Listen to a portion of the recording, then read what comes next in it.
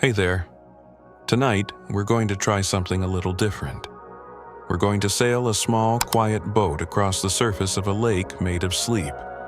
The water is perfectly still, the color of a twilight sky just after the last star has blinked on, and the oars don't make a sound as they dip into the coolness. They're not made of wood, you see. They're carved from solidified moonlight. Every so often, a single, silent, silver fish will swim up from the deep and look at you with an eye that holds a tiny, sleeping galaxy. There's no destination, no shore we're trying to reach. The journey itself is the whole point. You probably won't remember any of this, and honestly, that's kind of the point. It's meant to be a fog that rolls in, softens the edges of the day, and then recedes without a trace. So, before you fully zone out, go ahead and like this video and subscribe, but only if you actually vibe with what I do here. It's a quiet little corner of the universe, and we're happy to have you. And if you feel like it, leave a comment telling me where in the world you are and what time it is there. I like to imagine all the different night skies we're all under, connected by this one little stream of thought. Now, dim the lights, maybe turn on a fan for that soft background hum, and let's wander through tonight's thought together. You're lying there, aren't you, in that familiar space between awake and asleep. The room has lost its sharp edges. The ceiling is a vague, dark plane. The soft glow from a distant streetlight or the tiny red eye of a charging device paints a gentle, abstract watercolor on the back of your eyelids. And in this quiet, in this stillness, you feel it. Not a thought, not yet. It's the prelude to a thought. A kind of gentle pressure building in a space that doesn't exist on any map of the human body. It's a hum, a faint, colorless hum somewhere behind your eyes, somewhere in the warm, soft dark of your own mind.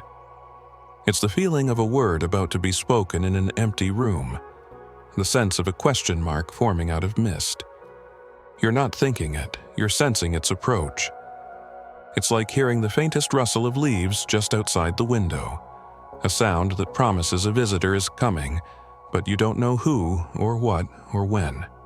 And the question that rises from this feeling isn't a complex one. It's simple, almost childlike. What color is that? What color is a thought just before you think it? Not the thought itself. A thought about a red apple might be tinged with red. A memory of the ocean might be a deep, shimmering blue, but the space before, the loading screen. The blank page just before the ink touches it. You try to focus on it, which is, of course, the best way to make it disappear. It's like trying to see a faint star by looking directly at it. You have to use your peripheral vision to look at something else and let the faint light register in the corner of your eye. So you don't focus. You just notice. You let your awareness drift around the edges of this pre-thought static. Is it black? No, black is too definite. Black is a color, an assertion of the absence of light. This is something else. This is more transparent. But a transparent thing can still have a presence. Think of a clean pane of glass. It has no color, but it's there. It can warp the world behind it. It can catch the light in a certain way.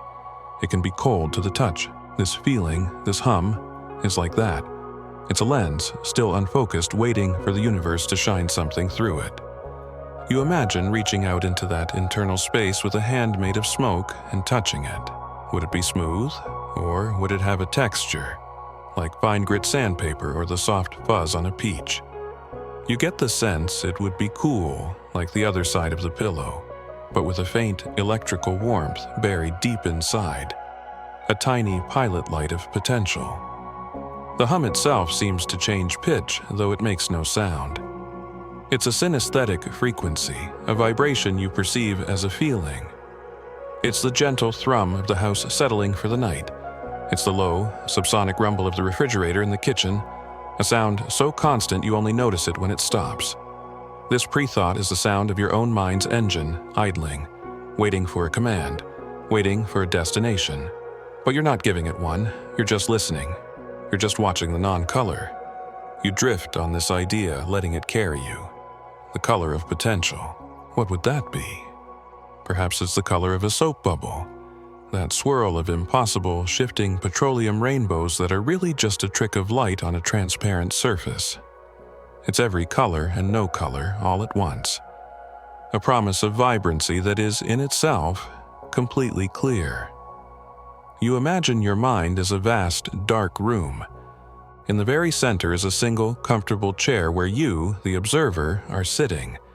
And all around you, in the infinite dark, these little pre-thoughts are starting to glimmer, like fireflies waking up for the evening. They don't have shapes yet. They're just faint, shimmering spheres of this colorless energy. One of them might become a worry about tomorrow. Another might blossom into a fond, faded memory from childhood. A third might simply be the thought, I should probably roll over. But right now they are all the same. They are all just potential, undifferentiated, pure. You wonder if this is the mind's raw material, the clay from which all consciousness is sculpted. A whimsical image drifts into your awareness. A tiny, ethereal jellyfish, no bigger than your thumb, made of spun glass and faint electricity, pulsing gently in the space just above your forehead. It has no brain, no eyes, no purpose. It is simply a container for this pre-thought energy. It drifts through the quiet architecture of your slumbering mind, bumping gently into unopened doors and dusty forgotten memories.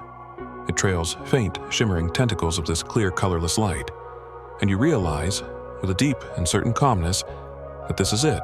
This is the color of a thought before you think it is the color of a silent, deep-sea creature made of light, drifting in an ocean of absolute quiet. It is the color of bioluminescence in a place where the sun has never, ever shone. You start to think about the different kinds of silence. There's the loud silence after an argument, thick with unspoken words. There's the heavy silence of a waiting room, filled with anxiety. There's the peaceful silence of a forest after a fresh snow. This pre-thought space has a silence all its own.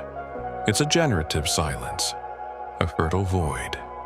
It's the quiet of a seed underground, waiting for the right conditions to sprout.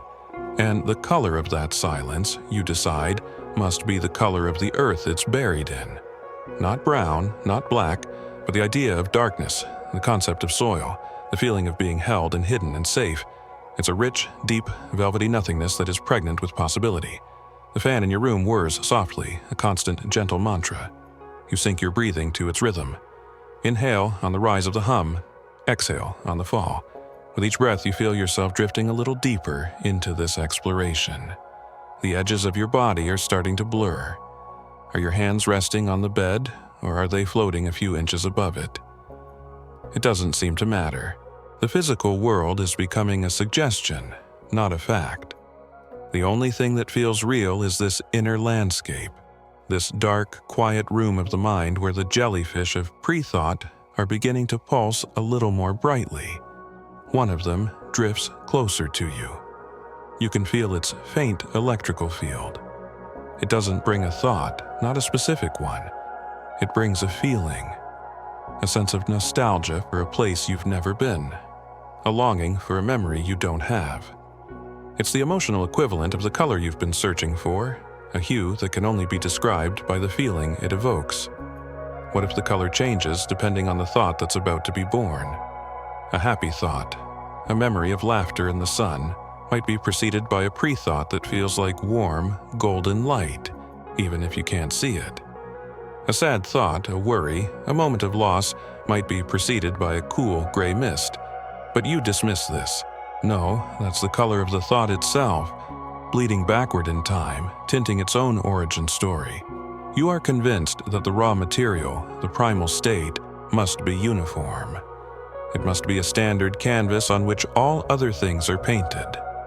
A universal primer, utterly, beautifully, and profoundly neutral. A strange thought pops into your head, fully formed this time, arriving with a little poof of silent certainty. What if your bones are humming? Not in a way anyone could hear, but a deep, resonant, geological hum. The vibration of calcium and marrow, singing a slow, ancient song of support and structure. You imagine this sound, this deep, internal thrum, is the source of the pre-thought energy. It's the earth of your own body, creating that fertile silence. The thought makes you smile in the dark. The idea that your skeleton is a quiet choir, and your thoughts are the echoes of its music. This is a much more comforting idea than the brain being a cold, calculating machine. Your thoughts aren't manufactured, they are grown. They are the blossoms of a tree whose roots are your own bones. And if they are grown, then the pre-thought isn't a loading screen.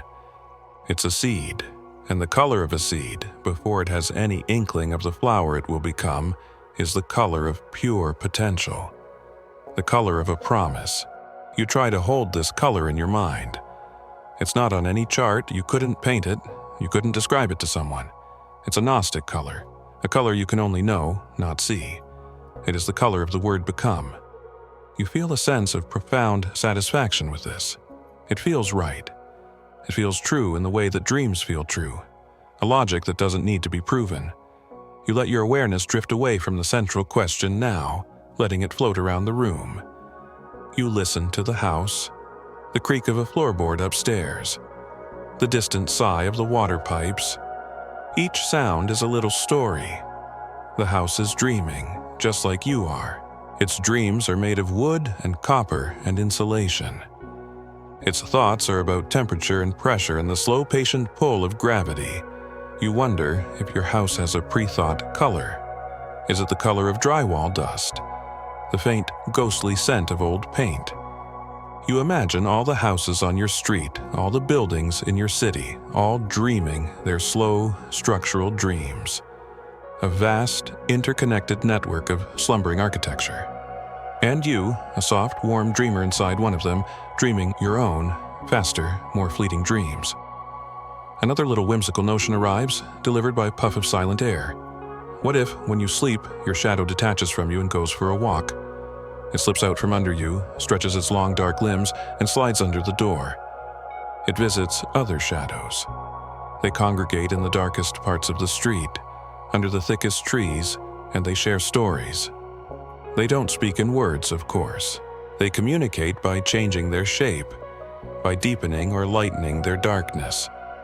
They tell tales of the people they are attached to, the funny things they saw during the day, the way the sun felt on their backs.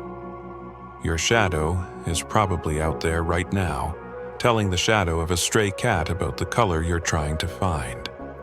And the cat's shadow, in return, is describing the color of the pre-thought of a mouse. It's a silent, secret nightly conference of silhouettes. This makes you feel less alone in your strange nocturnal quest. You're not the only one pondering these unanswerable questions. Your shadow is on it. The house is on it. The sleeping city is on it. You're all part of a vast, quiet committee, investigating the mysteries of the night. You drift back to the hum, the colorless hum. It feels friendlier now, less alien. It's not just in your head, it's the background radiation of the sleeping world, and you're just tuned to its frequency for a little while.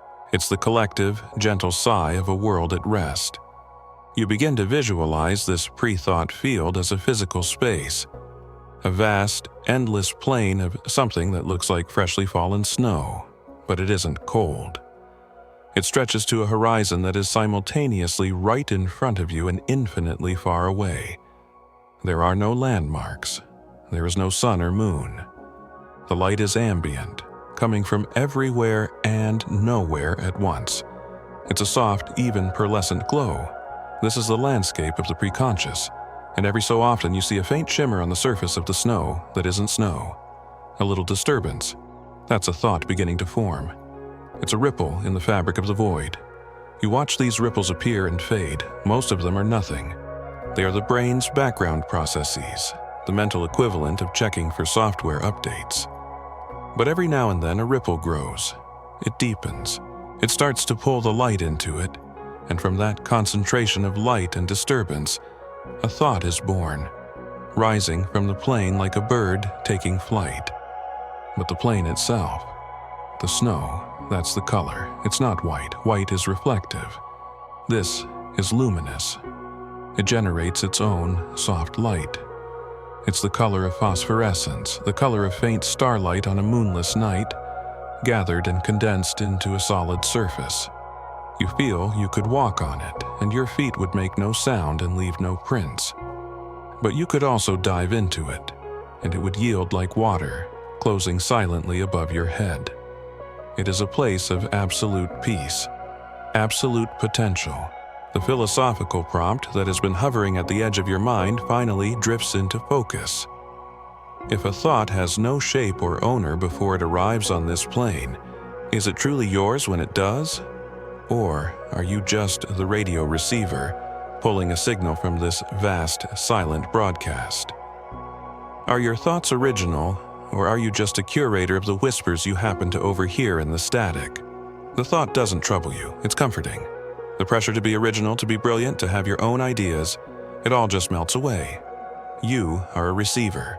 You are a shoreline, and the thoughts are waves rolling in from a vast, mysterious ocean. Your only job is to be present for their arrival, to watch them crash and foam and recede. Some are small, gentle waves that barely lick the sand. Others are huge, crashing breakers that rearrange everything. But all of them come from the same ocean, the same vast, luminous, silent source. A bizarre and vivid image floods your mind, unbidden. You see a whale, the size of a city block, swimming slowly and silently through the air of your bedroom. It is not made of flesh and bone, it is made of stars. Its skin is a swirling nebula of deep blues and purples, and its eyes are twin pulsars, emitting a gentle, rhythmic light. It moves with an ancient, impossible grace, its great tail fin sweeping just above your bed, causing a gentle stir in the air that feels like a cool breeze. It pays you no mind. You are just a small feature in its cosmic landscape. It swims through the wall as if it were smoke and continues on its journey through the sleeping neighborhood. You are left with the lingering image of its starry skin and the faint, lingering scent of ozone and cold, empty space. It leaves you with the feeling of profound and beautiful insignificance, a sense of awe. You realize the whale was a thought, a big one. It didn't start as a ripple, it just arrived. A fully formed leviathan from the deep. And you wonder, where do thoughts like that come from? The ones that aren't built from worries or memories, but seem to arrive from somewhere else entirely. Do they have a pre-thought color? Or do they bypass that stage completely, crashing through the wall of the mind from some other dimension? Perhaps the colorless hum is just for the mundane thoughts, the everyday traffic of the mind. And the truly epic, the truly strange, the truly beautiful thoughts, they travel by other means. They are cosmic rays, striking the soft tissue of the brain and creating a cascade of unexpected light and sound. You go back to the hum, it's still there, steady, patient, unbothered by the starry whale that just passed through. It is the canvas, and it is unstainable. The whale was just a projection on its surface, a temporary light show. When it passed, the screen went back to being its own luminous, neutral self. This feels important. The idea that your core consciousness, your fundamental awareness, is this indestructible, unstainable, peaceful state.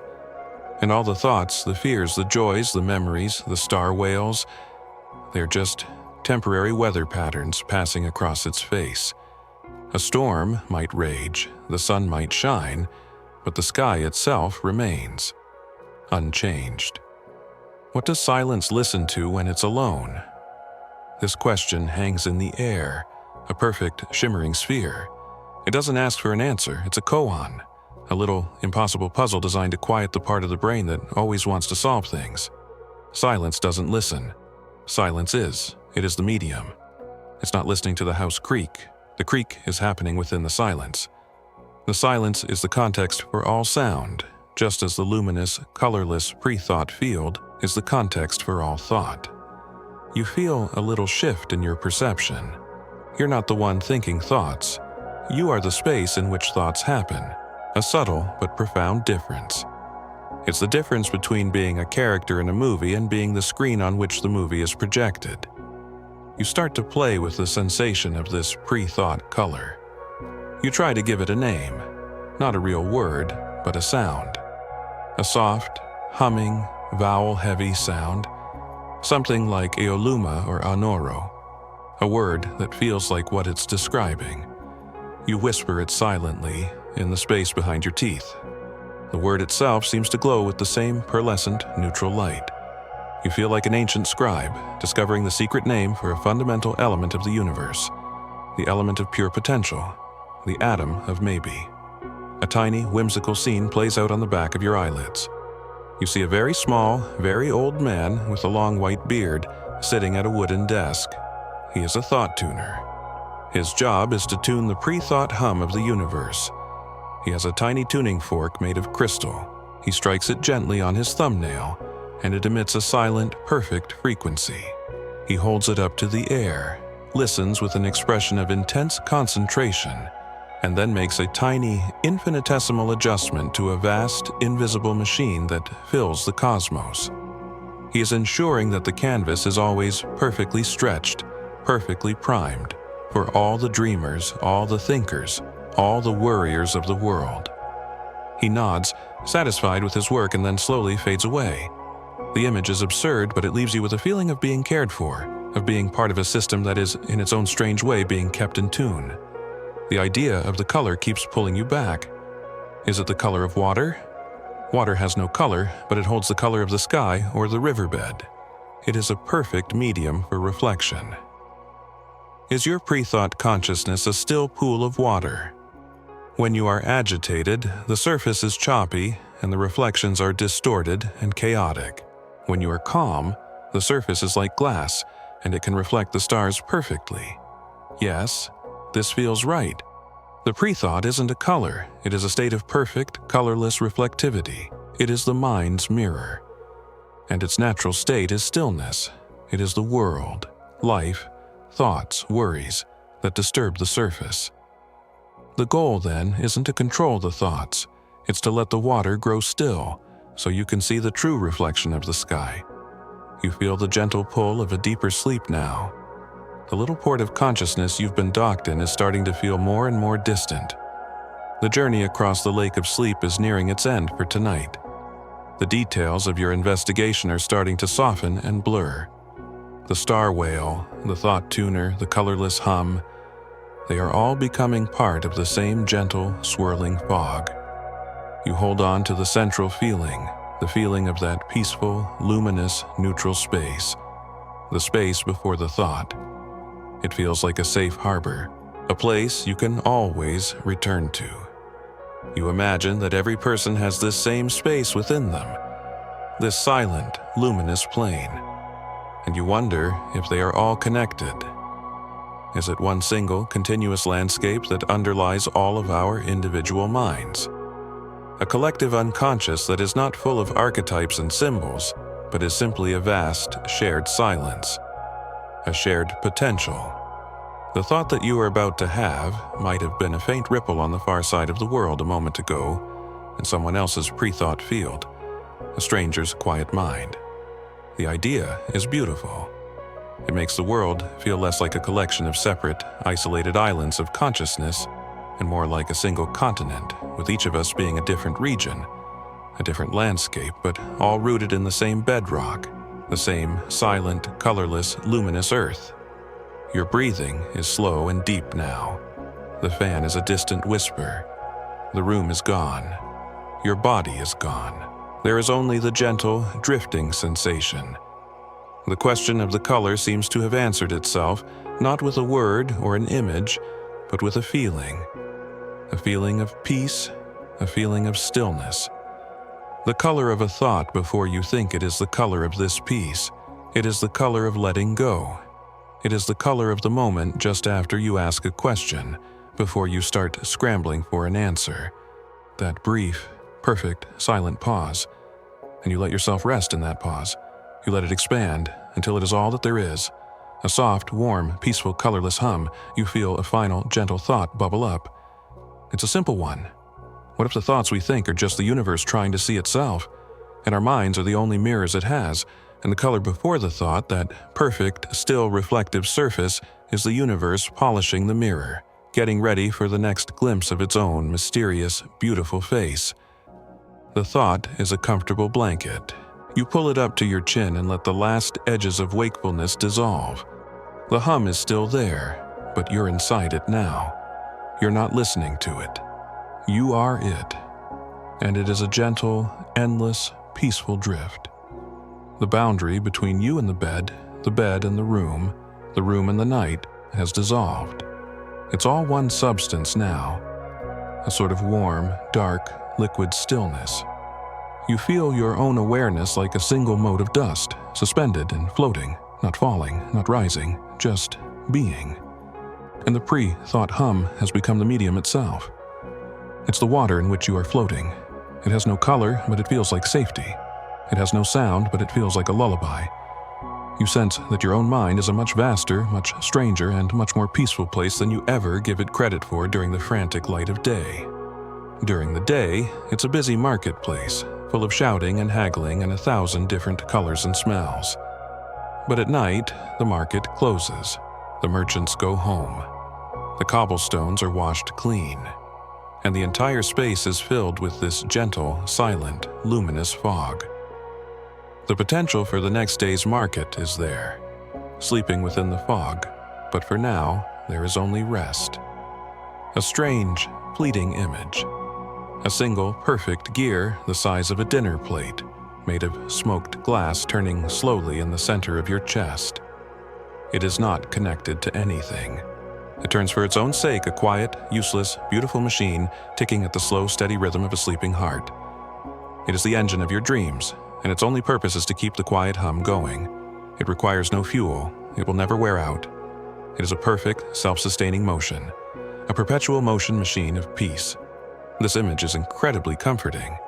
It's a little secret you can keep, that inside you there is a beautiful, silent, useless machine that is doing nothing but being peaceful. You drift back to the idea of the color. You've explored so many possibilities.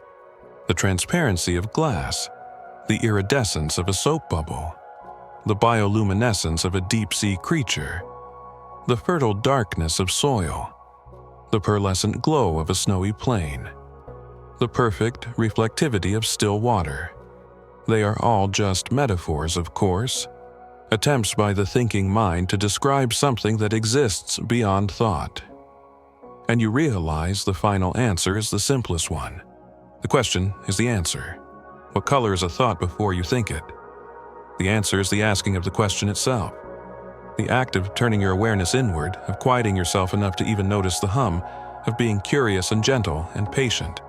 That is the color. It is the color of introspection, the color of quiet wonder, a color that can't be seen, only felt, a color you paint on the canvas of your own mind simply by trying to look for it. The last anchor to the waking world slips away. You are adrift in the great quiet sea. The small boat of moonlight has dissolved, and you are one with the water. The water that is the color of a twilight sky. The water that is the hum. The water that is the deep and profound peace of the space between thoughts. You don't need to find a color for it anymore. You just need to be it. And so you are. You are the quiet. You are the stillness. You are the potential. And in that state, there are no questions and no answers. There's only the soft, gentle, endless, and deeply restful hum. It's the sound of the universe breathing in its sleep, and you are breathing with it. One slow, peaceful breath at a time. The search is over because you have become the thing you were looking for. A silent, luminous, colorless peace. Your mind, now a vast and tranquil landscape, begins to populate with the softest of impossibilities.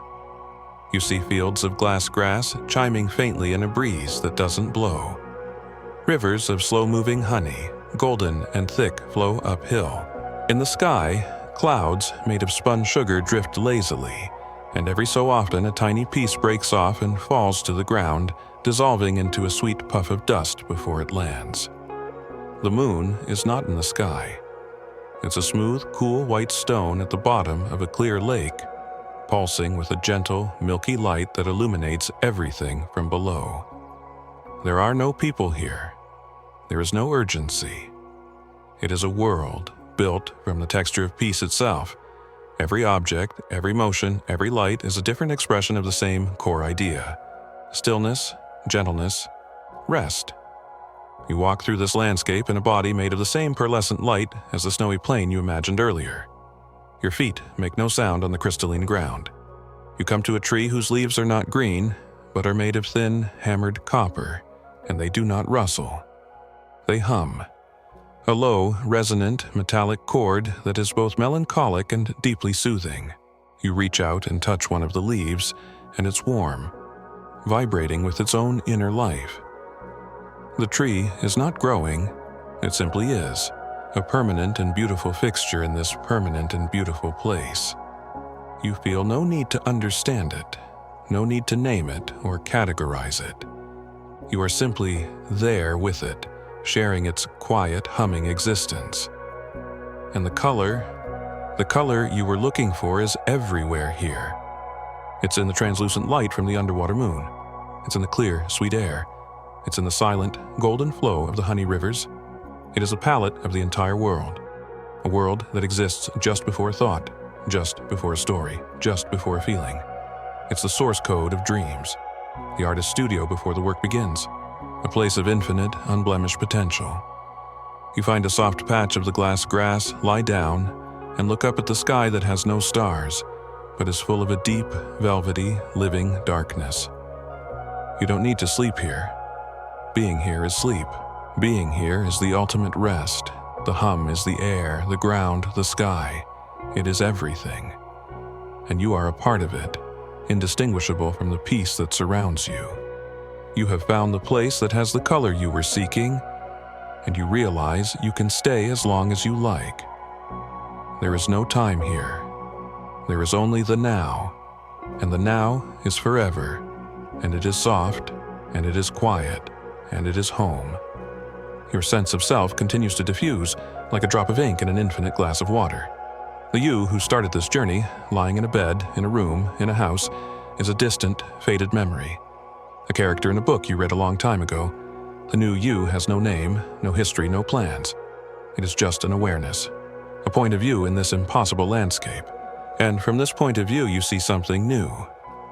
On the horizon, which is no longer a horizon but just a gradual deepening of the light, you see other points of light, faint, pulsing, like distant fireflies. And you understand, with a certainty that requires no thought, that these are the other dreamers, the other souls who have found their way to this core, pre-thought space. You are not alone in this silence. You are part of a vast, scattered choir of silent, sleeping minds, all resting in the same foundational peace. The points of light begin to drift, to move in a slow, cosmic dance. They weave in and out, creating patterns of breathtaking complexity and beauty, a silent, visual music. You feel a sense of connection to them that is deeper than any connection you've ever felt in the waking world. There are no barriers here, no personalities, no histories, no fears. Just pure awareness, sharing the same space, participating in the same silent, beautiful dance. The colors of the honey rivers and the copper leaves and the underwater moon seem to brighten in response to this dance, to resonate with the collective peace of all these sleeping souls. The universe, it seems, enjoys the show. You realize that this place, this state of being, is always here. It is always accessible. It is the foundation upon which the noisy, chaotic house of your waking life is built. And no matter how stormy it gets upstairs, the foundation is always still, always silent, always at peace. The search for the color of a pre-thought has led you to the discovery of your own indestructible basement of tranquility. A place you can always retreat to. A place that is always waiting. The color was just the name you gave to the doorway. A question that unlocked a hidden path. The hum grows a little deeper, a little warmer. The dance of lights becomes slower, more serene. The landscape itself seems to soften, its edges blurring into a gentle, all-encompassing glow. This is the descent into the deepest part of sleep. The delta wave state where the body and mind truly heal, where the fragments of the day are sorted and stored, and the soul is left to float in its native element of pure, unadorned being. You feel no resistance to this final letting go. You welcome it. You dissolve into it like a snowflake landing on a warm hand. The last wisp of your individual consciousness merges with the whole. The dancer becomes the dance. The dreamer becomes the dream. The searcher becomes the silence. And the color of a thought before you think it is finally, simply, everything and nothing. a luminous, peaceful, all-encompassing void. And it is more than enough. It is perfect. The perfect, silent peace does not break, but it begins to change. The stillness, which was like a vast, held breath, now has a quiet rhythm to it. The hum, that gentle, universal thrum you dissolved into, is no longer just a feeling. It has a pulse. A slow, steady, impossibly vast beat, like the heartbeat of a sleeping giant. The luminous void, the all-encompassing medium of rest, begins to gather itself. It's not that light is appearing in the darkness. It's that the light that was already everywhere is starting to condense, to coalesce into faint geometric shapes in the far, far distance. You are still floating, still adrift, but you feel a gentle, inexorable current begin to pull you. It's not a river, not a wind. It is a current in the very fabric of this mental space, and it is drawing you toward the source of the pulsing hum. The journey is slow, effortless. You pass through nebulae of half-forgotten emotions. A soft, gray cloud that tastes faintly of a Monday morning's disappointment. A warm, golden haze that smells of a specific, unidentifiable childhood summer afternoon. These are the raw materials you swam through before, but now they seem to be flowing in the same direction, drawn toward the same unseen center. The distant structures grow clearer, resolving out of the mist of potential. They are impossibly large, their architecture defying gravity and logic. There are towers that spiral into the gloom, bridges made of solid light connecting buildings that float untethered, and vast, domed roofs that seem to be made of captured twilight. It is a city, a complex, a world unto itself, and it is utterly, profoundly silent, save for that deep, rhythmic, mechanical yet organic hum.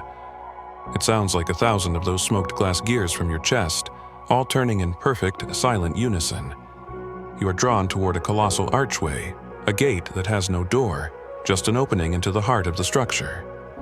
The arch is carved from a substance that looks like polished obsidian, but shimmers with the internal, pearlescent light of the void you just left. As you drift through it, you feel a subtle shift in the atmosphere. The open, infinite peace of the void is replaced by a sense of quiet, focused purpose. You have arrived somewhere. You have been brought to the unseen factory of half-formed notions. This is the place. This is the source. The place where the colorless hum of potential is gathered, sorted, and assembled into the strange little seeds of thought that eventually blossom in your conscious mind. You're floating down a vast receiving hall. The ceiling is so high it's lost in a gentle, luminous haze. The walls are not solid. They seem to be woven from threads of light, and behind them, you can see the slow cosmic swirl of deep space. And flowing alongside you are the raw materials, now organized into distinct streams. There is a river of pure sound, liquid and shimmering, carrying fragments of melody, the echo of a forgotten laugh, the jarring clang of a dropped pan. Beside it flows a thicker, more viscous stream of sensation, the feeling of cool silk on skin, the rough texture of tree bark, the sudden sharp sting of a paper cut. Another stream is a ribbon of pure color, bled from memories of sunsets and paintings and neon signs. They all flow towards immense, silent funnels that draw them down into the factory's depths. You drift over the edge of one of these funnels, peering down into the workings of the great machine. It is not a place of fire and metal, of noise and industry. It is a place of breathtaking, silent, intricate beauty. It's like looking into the workings of a celestial clock or a divine music box. The conveyor belts are not made of rubber, they are ribbons of flowing starlight. The machinery is not steel, it is crystal and bone and solidified smoke. And the workers, you see them now, they are not people. They are small, shy, focused creatures. Some look like the bioluminescent jellyfish from your earlier drift, their tentacles carefully sorting streams of color. Others are like the shadow walkers, dark and swift, guiding errant memories into the correct channels. And some are new, tiny automatons made of folded light, like origami animals, who diligently polish and refine raw feelings. They work without communication, in perfect, harmonious rhythm with the factory's deep hum. You follow a stream of sensory input, a tributary of smells.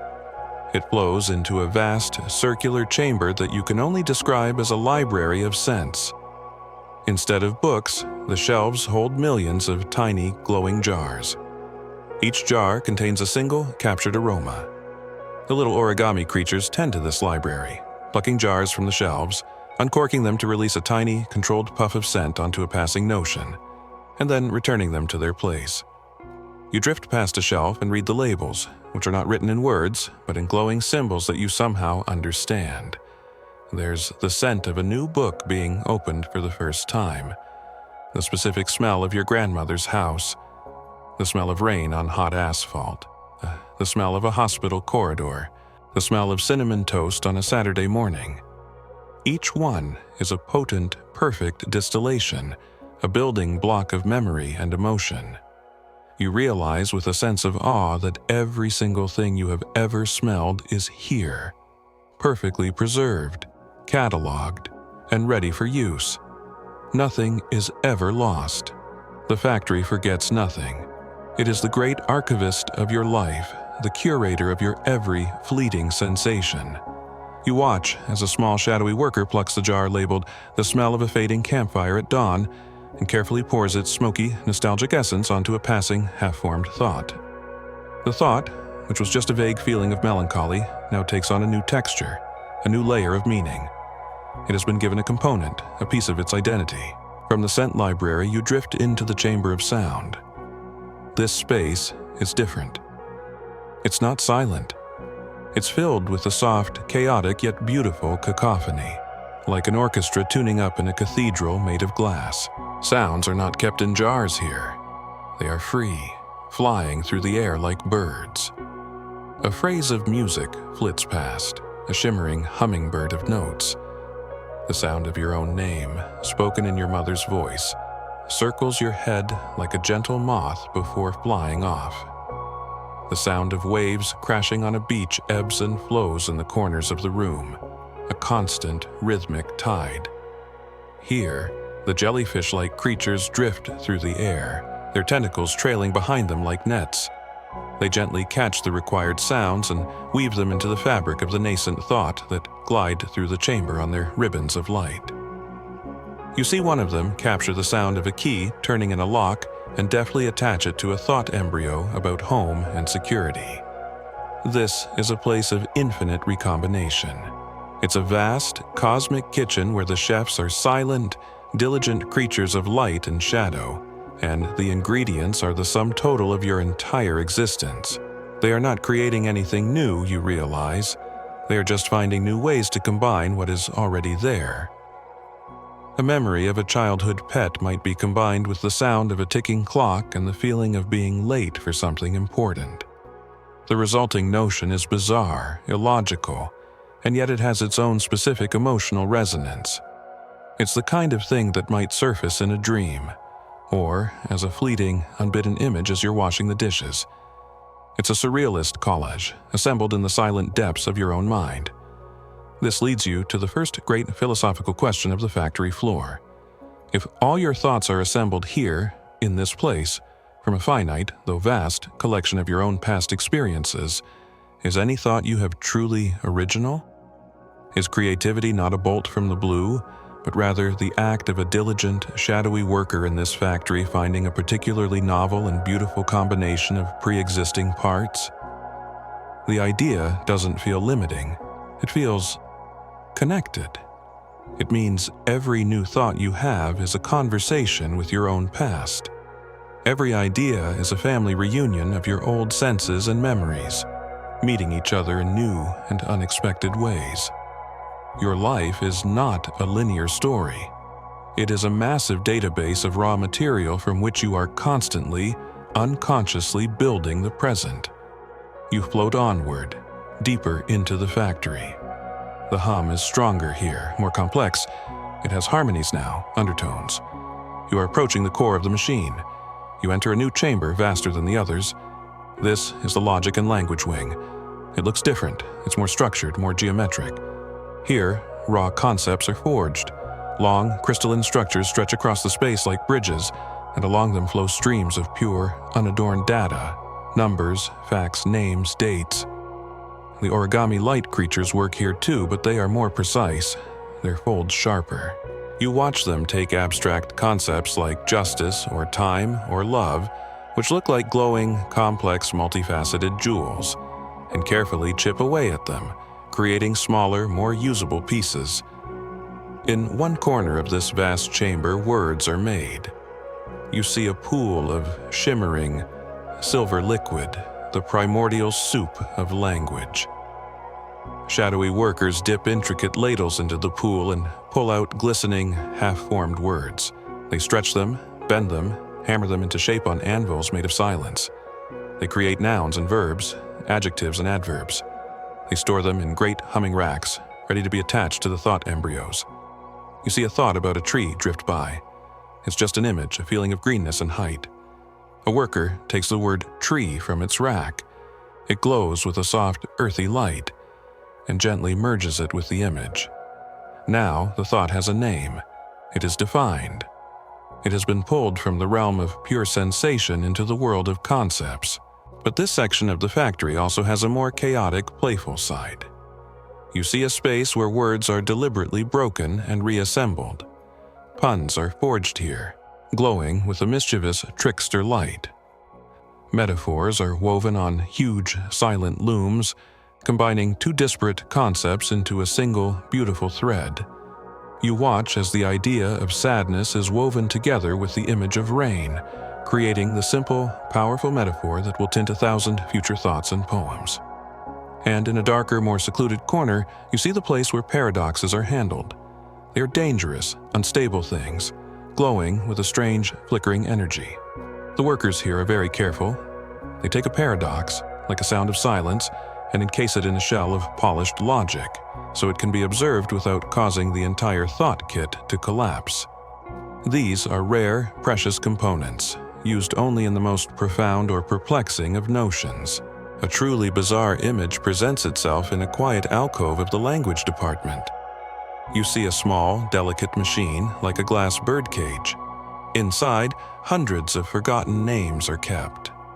The names of people you met once at a party, the names of streets and cities you visited long ago, the names of minor characters in books you've forgotten you've read.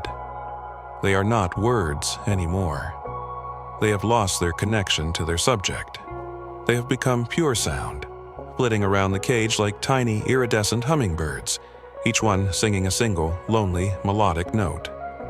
Every so often, a worker will reach in and catch one, not to use it in a thought, but to take it to a different chamber, a place of recycling, where it will be melted back down into the silver pool of raw language, its identity wiped clean, ready to become a new word for a new thing. It is a gentle, melancholic, and strangely beautiful process. You drift away from the language forges and toward the emotional core of the factory. The air here grows warmer, thicker. The hum becomes a low, resonant chord, like a cello. You have come to the vats of emotion. These are not vats in the industrial sense. They are enormous, swirling pools of pure feeling, like weather systems contained in invisible spheres. There is a vast, turbulent, stormy gray vortex of anxiety. Next to it, a calm, warm, slowly swirling pool of golden joy. There's a deep, still indigo pool of sorrow and a crackling, electric red sphere of anger. The shadow workers move along the edges of these pools with long, delicate ladles made of what looks like spun moonlight. They dip the ladles in, collecting a single perfect, concentrated drop of the emotion. You watch one of them collect a drop of pure, unadulterated joy from the golden pool. The drop glows like a tiny sun. They carry it over to a conveyor belt where a simple thought is passing by, a memory of finding a forgotten $5 bill in a coat pocket. The thought itself is minor, a pleasant but insignificant piece of data. But as the worker lets the golden drop fall onto it, the memory is transformed. It ignites. It becomes a moment of pure, radiant delight. It's no longer just a memory. It's a feeling, a warm rush that will, if it reaches your consciousness, make you smile for no discernible reason. This is alchemy. The factory is turning the lead of raw data into the gold of felt experience. You realize that every feeling you have is a blend, a cocktail mixed in this very room. A single thought might receive a drop of joy, 2 drops of nostalgia, and a tiny, almost invisible speck of anxiety to give it a bittersweet edge. The workers are master mixologists, following recipes that are ancient and unknowable. They seem to know, with an instinct that transcends logic, the exact emotional combination needed for every single notion that is being assembled. They are the artists who paint your inner world, and their palette is this collection of vast, swirling, elemental feelings. This leads you to another more personal question, one with no easy answer. What happens to the thoughts that are never claimed? The factory, you see, is producing constantly. Thousands upon thousands of these little thought kits, these surrealist colleges of memory, sensation, and feeling, are being assembled every moment. They are sent out from the assembly lines, floating upwards toward the light of consciousness. But you are only aware of a tiny fraction of them. What happens to the rest, the ones that drift by unnoticed? The strange, beautiful, or terrifying notions that never get your attention. Do they simply dissolve, their components returning to the streams of raw material to be used again? Or do they drift off to some other realm? A vast, silent museum of unthought thoughts. A Sargasso sea of abandoned ideas, forever floating in the quiet limbo of your mind. You imagine this sea filled with beautiful, strange, and half-finished creations, waiting for a consciousness that will never arrive. Now, you are drawn to the very heart of the factory, the place where all the different streams and components come together. You enter the Grand Assembly Hall. The scale of this place is staggering. It beggars belief. The ceiling is a swirling galaxy of its own, and in the center of the hall is the machine that powers this entire operation, the Great Juxtaposition Engine. It is not one single machine, but a colossal, interconnected system of looms, presses, gears, and lenses, all moving in a slow, silent, impossibly complex ballet. It is made of the same materials as the rest of the factory: crystal, light, shadow, bone, but it hums with a palpable power, the concentrated energy of your entire subconscious mind. Ribbons of light carrying the prepared thought embryos flow into the heart of the engine. Here, they are woven together. You see a strand carrying a memory of your third-grade classroom being braided with a thread of the melody from a television commercial you heard yesterday. You see a sheet of pure sensory data, the feeling of cool mud squishing between your toes, being pressed together with an abstract concept of financial insecurity. The combinations are bizarre, nonsensical, and yet they are familiar. You recognize these strange hybrids. They are the texture of your dreams. They are the random, fleeting images that cross your mind when you are bored or tired. This engine is the poet of your inner world, the mad genius, the surrealist artist, and it is working tirelessly, 24 hours a day, to create the unique, strange, and beautiful tapestry of your inner life. You float closer, mesmerized by the process. You see a thought being finalized. It contains the image of a teacup floating in midair. Remember that faint, whimsical idea from earlier? It was born here. It has been given the color of a specific blue from a forgotten childhood blanket.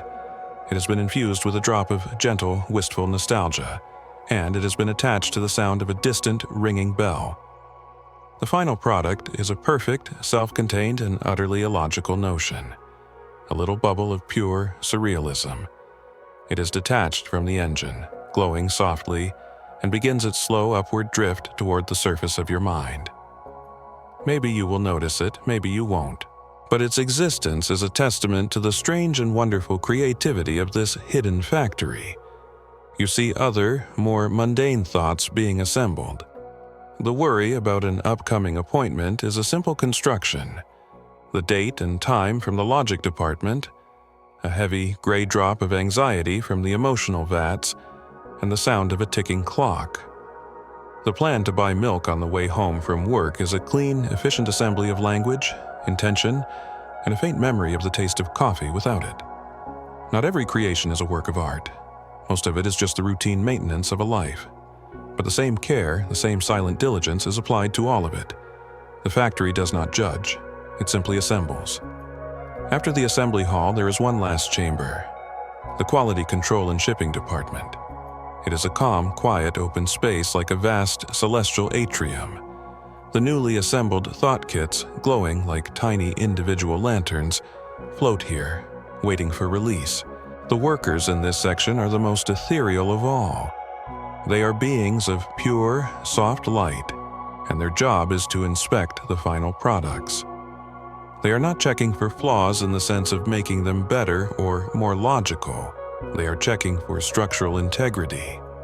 Will this paradox hold itself together? Is this memory attached too loosely to this feeling? They make tiny, final adjustments, polishing a notion here, strengthening a connection there, ensuring that each thought kit is stable enough to survive its journey. You watch as one of these light beings inspects a particularly complex notion. It's a thought about the future, a swirling mix of hope, fear, ambition, and a dozen different sensory fragments. It's unstable, flickering. The light being gently enfolds the thought in its own luminance, holding it for a moment. The flickering stops. The thought stabilizes, its internal colors swirling in a more harmonious pattern. The light being then releases it, giving it a gentle nudge upwards, sending it on its way. It is an act of profound, silent care. You realize that your own mind is taking care of you in ways you could never imagine. It is protecting you from the chaos of its own creation, ensuring that the thoughts that reach you are, for the most part, coherent and stable. And then comes the shipping. There is no great door that opens. The ceiling of this atrium is permeable. The thought kits, once approved, simply drift up and pass through it, like smoke through a screen. You look up and see a constant, gentle, upward-flowing river of these glowing notions. A silent, steady exodus of potential consciousness. It's like watching the release of a million sky lanterns, each one a tiny private wish, a story, a worry, a dream. They ascend into the hazy light above, heading for the surface, for the thin, fragile membrane that separates the subconscious from the conscious. You begin to drift upwards yourself, caught in this same current. You are leaving the factory floor behind. The great humming engine fades below you, its intricate dance becoming a soft, indistinguishable blur. The libraries of scent and sound recede. You are just one more piece of awareness in this great, rising river of potential thoughts. You are surrounded by them, these little glowing spheres of assembled meaning. You float past one that contains the solution to a small problem you were wrestling with yesterday. You see another that is just a sudden, inexplicable urge to listen to a specific song. You see one that is a deep, philosophical question about the nature of time, glowing with a cool, blue, intellectual light. They are all your thoughts, and yet none of them are yours yet. They are just candidates waiting for an audience. As you ascend, the factory's hum begins to fade, replaced once again by the softer, more organic hum of the pre-thought void. But it's different now. You are no longer in the raw, undifferentiated state. You are in a space populated by these finished or half-finished products. The landscape is no longer a pristine, empty plain of snow. It is now a sky filled with these gently floating, softly glowing stars of thought. The color of a thought before you think it. Perhaps it's not the color of the raw material, but the color of this. The gentle, blended, multi-hued glow of a freshly assembled notion, seen from a slight distance. The color of the teacup thought is a soft, nostalgic blue. The color of the worry thought is a heavy, turbulent gray. The color of the problem-solved thought is a clear, bright white. They are all different. So the question shifts again. It's not what color is a thought, but what color is thought itself? The collective, the river. Looking at this rising stream of countless notions, you see that it is not one color but a swirling, milky, opalescent blend of all of them. It is the color of a galaxy, a nebula, where individual points of light blur into a vast, luminous cloud. It is the color of everything you have ever been, and everything you might ever think, all mixed together into a single, beautiful, flowing current. It is the color of your soul in motion. You are nearing the surface now. You can feel a change in the pressure, a lightness. The details of the factory are becoming a dream, a story you will tell yourself you imagined. The clear, precise images of the crystal machinery and the light beings are softening, blurring, dissolving back into metaphor. Was it real? Does it matter? The feeling it left you with is real, the sense of a deep, intricate, and caring process happening just beneath the surface of your awareness. The understanding that your mind is not a chaotic mess but a place of profound and beautiful order, even if its logic is not the logic of the waking world. A final, surreal image from the factory floor comes back to you, a memory of your brief tour. It was a small, quiet room you only glimpsed off to the side. Inside, a single worker, a creature made of shadow, was sitting at a bench, patiently untying knots. The conveyor belts would sometimes bring in tangled clumps of emotions and memories, moments of confusion, grief, or trauma. These knots were too tight and complex for the main assembly line, so they were brought here, to this quiet room, and this patient, diligent worker would sit for what seemed like eons, its shadowy fingers gently, persistently, working at the tangle, not to force it, but to understand it, until it loosened and the individual threads could be separated and sent back to the main streams to be reused. This room was the factory's department of healing, and the sight of it fills you with a profound sense of hope.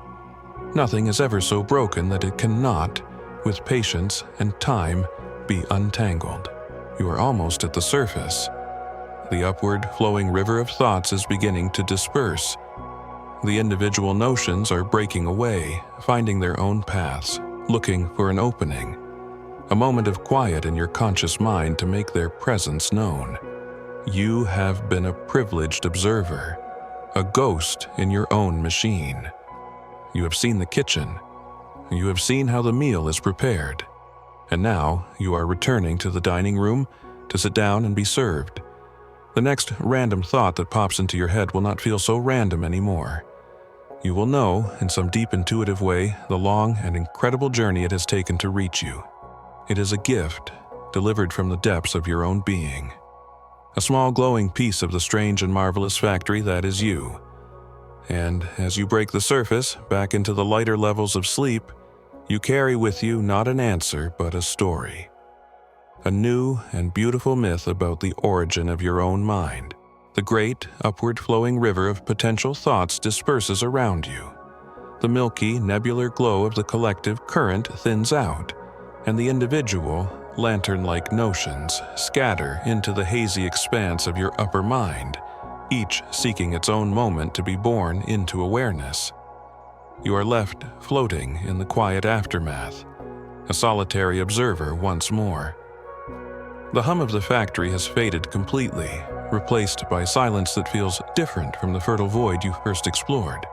This silence is heavier. It has weight. It has age. It's the silence of a ruin, of a place that was once busy but is now at rest. You drift, directionless, in this gentle, twilight state, the space between the assembly and the experience. Then you see one, a single faint light that isn't rising with the others. It's flickering weakly, like a dying ember, and it seems to be drifting downward, pulled by a gentle, unseen gravity. It's not a bright, freshly assembled thought kit. It's old. You can feel its age, a patina of time and weariness clinging to it. You don't recognize its content, but you feel a strange kinship with it, a sort of gentle pity for this lost, forgotten little spark. An instinct you don't understand prompts you to follow it. You push off from the formless medium and float after the descending light, leaving the busy shipping lanes of the upper mind behind. It leads you down, down, into a deeper and darker region. The hazy twilight gives way to a profound gloom. The descending spark is your only guide, a tiny, sputtering candle in an immense darkness. You feel you are traveling through the very foundations of your mind, through the deep, geological layers of self. The spark leads you to a place where the fabric of this dreamscape seems thinner, worn. You see a crack, a fissure in the nothingness, from which the little light seems to have emerged. It hovers there, as if waiting for you before slipping back through the fissure and disappearing. Hesitantly, you drift toward the opening. It's not a violent tear, but a natural parting, like a seam in old rock. You slip through it. The change is instantaneous and absolute. The temperature drops, not to a chilling cold, but to a cool, cellar-like stillness. The air, if you could call it that, is thick, dry, and carries a scent you can't quite place. The smell of ancient dust, of dry stone, of time itself. Your dream eyes take a moment to adjust to the new quality of light. It is not dark here, but it is deeply dim. A faint, silver-gray luminescence seems to emanate from the very stone around you, a light that has no source and casts no shadows. You have entered a cavern, but that word is too small. This is a world carved from a single stone, a hollow space inside a mountain the size of a continent. The ceiling is so high that it is not a ceiling at all, but a sky of rock, where faint, phosphorescent mineral veins pulse like distant, sleeping constellations. And you hear it, not a sound, but the memory of sound. A constant, soft, sibilant whisper that is everywhere and nowhere. It is the sound of a million dry leaves rustling in a wind that doesn't blow. It is the collective, fading sigh of every thought you have ever had. You have followed the forgotten spark to its home. You have wandered into the great, silent archive where old thoughts go to echo and fade. This is not the factory of creation. This is a library of endings, the mind's catacombs. The landscape is breathtaking in its solemn grandeur. The floor is smooth, worn stone, and from it rise colossal pillars that disappear into the rocky heavens above. But as you drift closer, you see that the walls, the pillars, the very ground itself, are not just stone. They are structured. Great shelves have been carved into the rock faces, rising in tiers for miles. And upon these shelves, and in vast, sprawling fields across the cavern floor, are the thoughts. They are not the bright, expectant lanterns you saw rising from the factory. These are different. They are sleeping. Some look like geodes, rough on the outside, but containing a faint, crystalline glimmer deep within. Others are like spheres of clouded glass, their inner light dimmed and diffused. Many have a fine layer of gray dust on them, the accumulated silence of ages. You drift toward one of the shelves. Each thought crystal is unique. You reach out a hand made of mist and gently touch one, a small grayish orb. As your fingers make contact, the whisper that fills the cavern sharpens for a moment. You hear, not with your ears, but directly in your consciousness, a faint, clear echo. I really hope she likes me. It's a thought from adolescence, a flicker of nervous hope from decades ago. The feeling is there, but it's thin, watery. The sharp anxiety is gone, worn away by time. The desperate hope has faded to a gentle, wistful memory. It's like a photograph left in the sun, its colors bleached, its edges softened. You pull your hand back and the echo recedes into the general, undifferentiated whispering of the cavern. This place is not organized by subject or date. The logic here is emotional, associative. You drift through a vast, cool valley where the shelves are filled with forgotten worries. Billions of them. The worry about a test in 4th grade. The worry about a strange noise the car was making in 2007. The worry about a friend who was late. They huddle together, their light a dim, anxious gray. They no longer cause you anxiety, they are just artifacts of it, the fossil record of past fears. Seeing them all together, you feel a strange sense of release. All that energy, all that fretful churning has cooled and settled into this quiet, harmless dust. You float over a ridge and look down into a warmer, more gently lit basin. This is where the fleeting joys are kept. A crystal containing the sublime taste of a perfect peach eaten on a hot day. An orb holding the memory of a perfectly timed joke that made a roomful of people laugh. A shard of light that is the feeling of waking up on a Saturday morning with no plans. Their glow is soft, golden, and warm, but they too are muted. They are no longer moments of active happiness, but quiet, peaceful embers. You find the echo of the teacup, the one you saw being assembled in the factory. It's here, sitting on a low shelf. It's a pretty whimsical little thing, but its surreal glow has faded to a gentle shimmer. It has been thought. It has served its momentary purpose of delighting or perplexing your conscious mind, and now it rests. It has come home. There's no librarian here, no caretaker like the creatures in the factory. The archive maintains itself. The processes here are not mechanical, they are geological. Time is the only curator. You watch, over what feels like a long, still moment, as a sharp-edged, angry thought, a memory of a bitter argument, slowly erodes. The whisper of its harsh words softens. The jagged edges of the crystal are worn down by the gentle, persistent friction of the cavern's silence. In a few more years, or centuries of this deep mind time, it will be as smooth and harmless as a pebble on a beach. This is the great forgiveness of the mind. It doesn't forget, not completely, but it allows things to lose their power.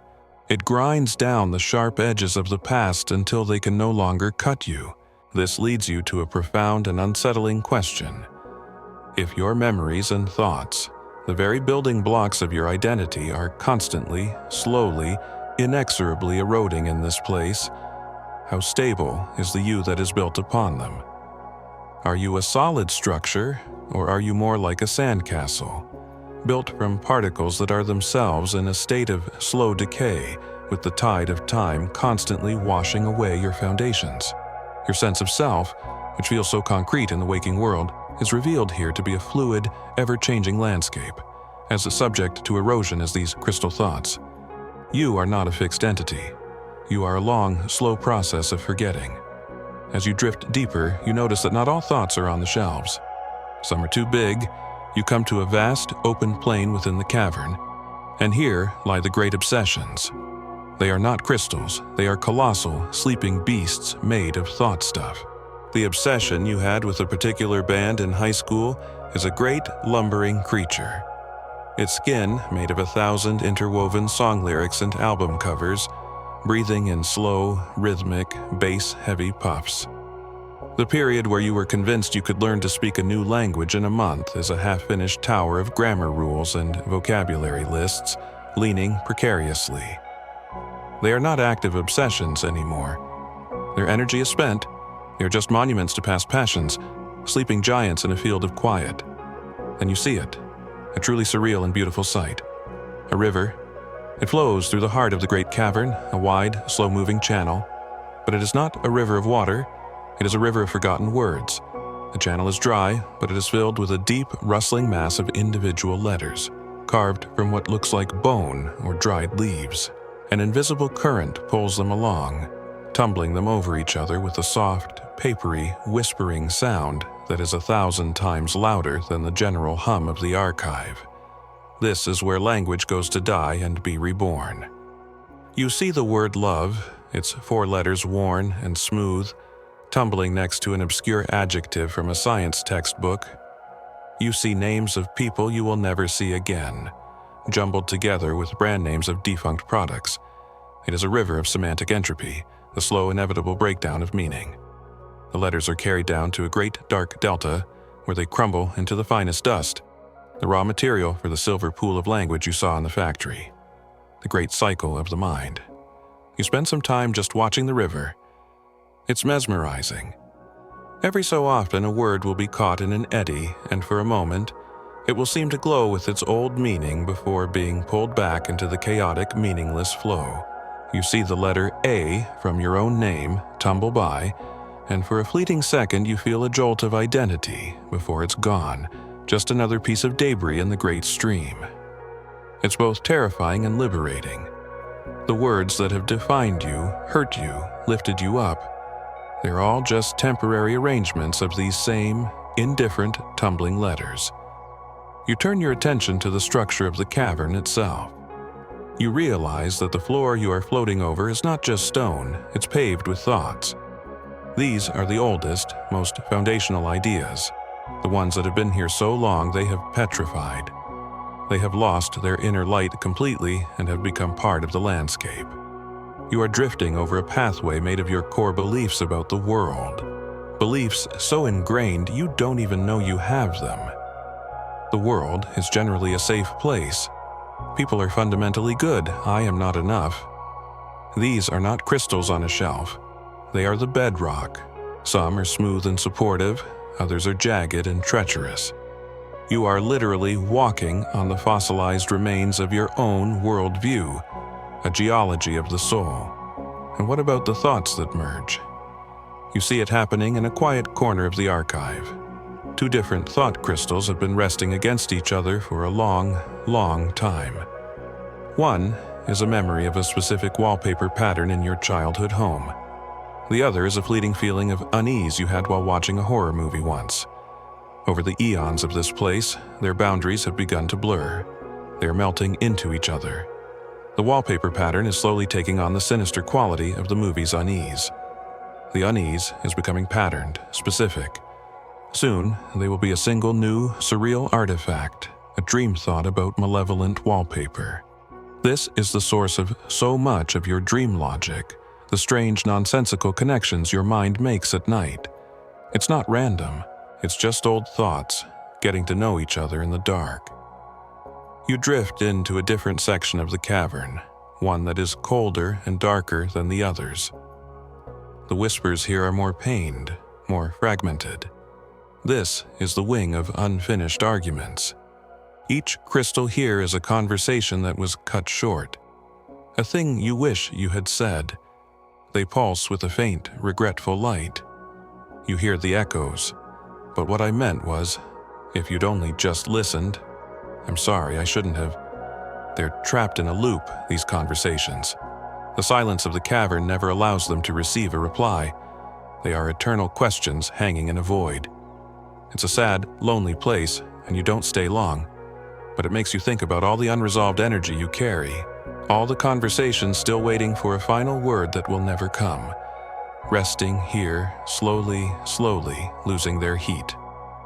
Next to it is the gallery of discarded dreams. This place is not sad, but it is profoundly melancholic. Here are the futures you once planned for yourself and then abandoned. The dream of being an astronaut is a beautiful, complex, crystalline structure, like a snowflake the size of a car, but its light is fading, and cracks are starting to appear in its intricate design. The dream of moving to another country is a vibrant, colorful orb, but a thick layer of dust has settled on it, dimming its glow. These are not failures. They are just other paths, other versions of you that exist only here in this quiet, dusty gallery. You float past them, a ghost in the museum of your own potential pasts. You touch the astronaut dream, and for a second, you feel the echo of that boundless, youthful ambition, a powerful, soaring feeling before it fades back into a quiet, dusty memory. This raises another open-ended question that hangs in the cool, still air. What happens when an echo fades completely? When a thought crystal has eroded to nothing, or a discarded dream finally crumbles into dust? Does it leave a hole in the fabric of your mind? A void where a memory used to be? Or does its essence simply merge with the great whispering silence of the cavern, making the quiet just a little bit deeper, a little bit richer? Is forgetting a loss, or is it a transformation? You get the sense that it is the latter. The silence here is not empty, it is full. It is composed of the final, faded whispers of everything you have ever thought and been. Forgetting is not erasure, it is integration. You come to a chasm, a deep, dark rift in the cavern floor. You drift over its edge and peer down. It is filled with a swirling, gray mist, and in the mist you see them. Faces. Millions of them.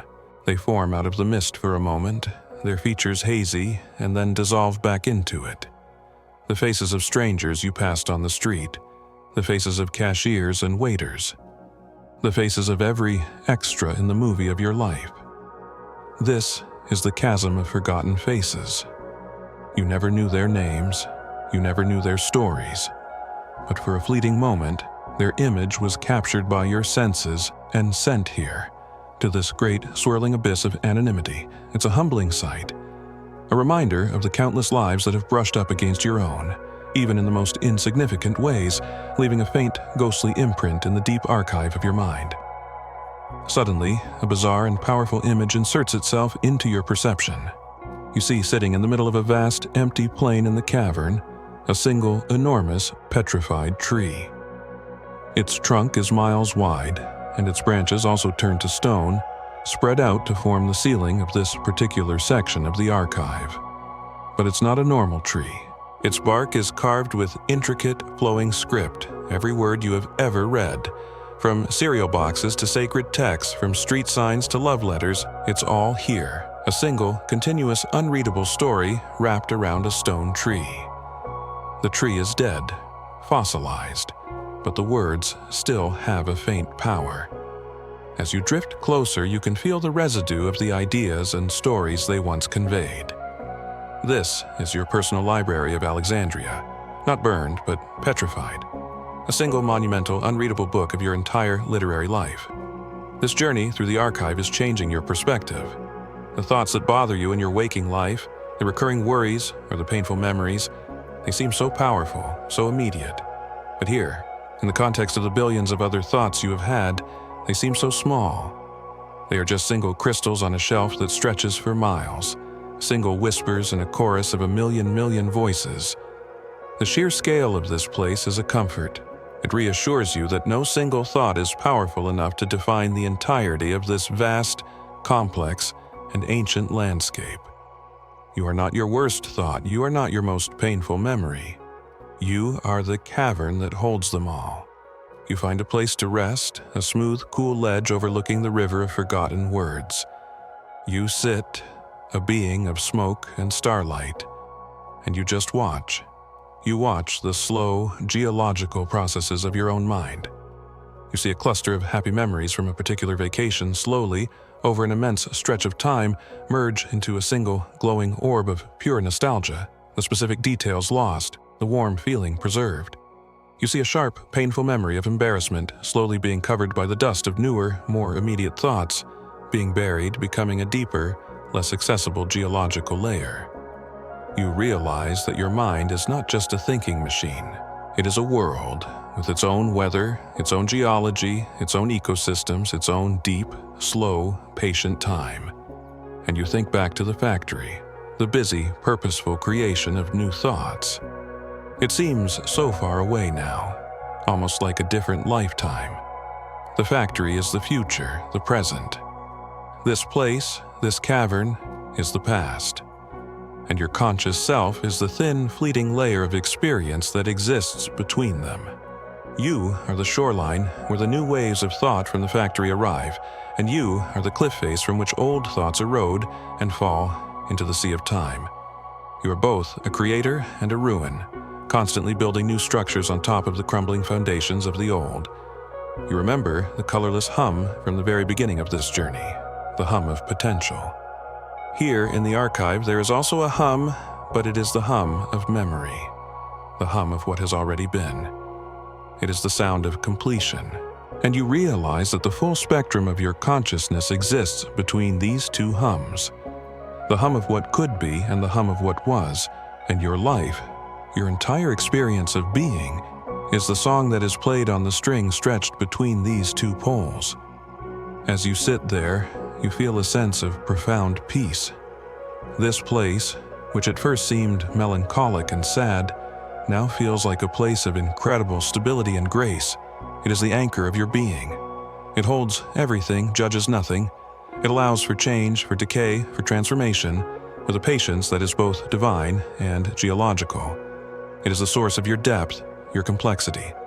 Every new thought that arrives from the factory is richer because it has this vast library to draw upon for context, for resonance, for meaning. The factory provides the raw materials, but this archive provides the soul. A final, strange thought crystallizes in the quiet of the cavern, not an echo from the past, but a new one, born of this place. What if you could consciously choose which thoughts to place on the shelves? What if you could come here to this quiet archive and pick up a painful memory, not to destroy it, but to thank it for the lesson it taught you, and then place it gently on a high shelf in a cool, dark place where it can rest, where its edges can soften, where it can be honored but no longer needs to be carried? What if you could pick up a fleeting joy, a moment of grace, and polish it, warm it with your attention, so its golden light shines a little brighter for a little longer. The idea that you are not just a passive resident of this space, but that you could become its gentle, loving curator is a powerful one. It's a thought of agency, of peace, of gentle internal housekeeping. You feel a gentle pull, a sense of your time here coming to an end. It is time to leave the archive, to drift back up toward the more active layers of your mind. But you know now that this place is here. It is not just a dream image, it is a real and fundamental part of you. You can always return to its cool, quiet, whispering halls. You can always find perspective here. You can always be reminded that you are vaster, older, and more resilient than you think. You give the cavern one last look, taking in the grand, solemn beauty of the sleeping thoughts, the slow river of words, the fossilized beliefs. You offer it a silent thank you, and then you turn and drift back toward the fissure in the rock, back toward the land of the living thoughts, carrying with you the deep, quiet echo of the mind's eternal, patient, and profound peace. The whisper of the cavern stays with you, not as a sound, but as a feeling of depth, a new resonance in the quiet spaces between your waking thoughts. You drift up from the deep, cool stone of the archive, the whispers of a billion forgotten thoughts fading behind you like the rustle of dry leaves in a receding wind. You are ascending, a bubble of awareness rising through the layers of your own being. You pass the level of the great, silent factory, seeing it now from a distance. A vast, intricate jewel of purpose humming in the middle distance of your mind, its constant, quiet industry a comfort. You see the river of freshly assembled thoughts flowing upward from its crystalline gates, a milky way of potential, and you rise with them, rejoining the great exodus toward the surface. The journey feels different this time. You are not just a passive observer of the process. You are a traveler returning from a long and profound journey into your own past, carrying the cool, silent dust of the catacombs on your ethereal shoulders. You approach the boundary again, that thin, shimmering membrane at the very top of your personal consciousness, the surface tension between your inner world and… what? Before, it felt like the ceiling of a room. Now, having seen the vastness of the factory and the impossible depths of the archive, you understand it's more like the fragile atmosphere of a planet. A thin, life-sustaining layer that holds your own unique climate. But as you reach this upper limit, as you float just beneath the shimmering veil, you feel something new. A pressure from the outside, a subtle vibration that is not generated by your own machinery. A faint scent that was not bottled in your own scent library. It is the undeniable feeling of weather, not your weather, the weather. With a gentle, intuitive push, you do something you have never done before. You press against the membrane. It yields like a soap bubble, stretching, shimmering with 1,000 iridescent colors, and then you are through. The sensation is not one of explosion or release, but of entry, of merging. You have slipped out of the contained atmosphere of your own mind and into a space so vast, so immense, it redefines the meaning of scale. You are no longer in a personal world. You are floating in the great, shared sky of the collective mind. The colorless hum of your own potential is gone, swallowed by a sound that is infinitely more complex. It is the combined hum of billions of minds, a chord of unimaginable depth and texture. It is the sound of a world dreaming. The air here, this psychic ether, is thick and alive. It is not empty space, it is a medium, a swirling, ever-changing ocean of thought stuff, feeling stuff, the raw, unprocessed energy of humanity. This is the place where the pre-thought colors of different people bleed into one another. You have arrived in the global, unconscious weather system. You look around you, and at first all you see is a kind of luminous, swirling fog. But your dream eyes adjust, and you begin to perceive the patterns, the currents, the great, slow-moving fronts of this psychic climate. You see a vast, sluggish river of gray, a low-pressure system of Monday morning apathy, flowing slowly from one side of the globe to the other. You see a warm front of excitement, a shimmering, golden-orange mass moving rapidly over a region where a major holiday is beginning. It crackles with a faint, joyful static. You see small, localized showers of nostalgia, where a popular old song is being played on the radio in 1,000 different cities at once, releasing a gentle, bittersweet drizzle of memory onto the minds below. This isn't telepathy. It's not about hearing specific thoughts. It's far more fundamental than that. It's atmospheric. You don't hear your neighbor's specific worry about their finances, but you might feel the local air grow thick with a certain metallic tang of anxiety that seeps under your door. You don't know that a stranger across the city has just fallen in love, but you might notice a sudden, inexplicable warmth in the psychic breeze, a scent of ozone and springtime that makes your own heart feel a little lighter. We are all breathing this same air, and we are all contributing to it. A whimsical thought drifts by, a native creature of this realm. A school of tiny, translucent fish made of gossip. They swim in frantic, darting patterns, their scales shimmering with half-truths and rumors, feeding on the emotional plankton of public speculation. They are fascinating to watch, but you feel no desire to get too close. Their energy is sharp and chaotic. You are an explorer here, not a participant. You are a weather balloon, silent and observant, taking readings of this strange and awesome climate.